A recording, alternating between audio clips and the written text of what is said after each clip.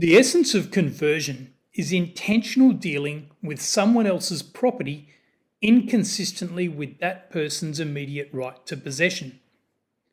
Must the defendant intend to interfere with that right to possession, or is it enough that they intend the act that caused the interference? Also, what sort of conduct can constitute a conversion? The plaintiffs in this case were grain dealers. They received an order through their agent, Grimmett, for barley to be delivered by train to the defendant, who would use it for brewing. He was not a customer previously known to the plaintiffs. The barley was dispatched. The plaintiffs sent the defendant an invoice and a delivery order for the barley to be delivered to the consignor or the consignee. In other words, to the customer or back to the grain merchant. The defendant, having received the letter, contacted them and said he knew nothing about this order and he had not placed it.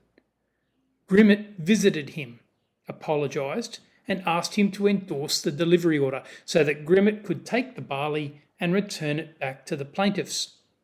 The defendant did this in good faith, intending that by doing so, the grain would return to its proper owner. Grimmett, however, went to the railway station, took delivery of the grain, and then absconded. Unable to sue Grimmett, the plaintiffs sued the defendant for the loss of their barley. Can you see the conundrum? The defendant never had any intention of depriving the plaintiff of their property, and they never even saw the barley, let alone dealing with it physically. Could this be a conversion? The court said, yes. Baron Bramwell said, the case therefore stands thus, that by an unauthorised act on the part of the defendant, the plaintiffs have lost their barley. It seems to me, therefore, that this was assuming a control over the disposition of these goods and a causing them to be delivered to a person who deprived the plaintiffs of them. The conversion is therefore made out.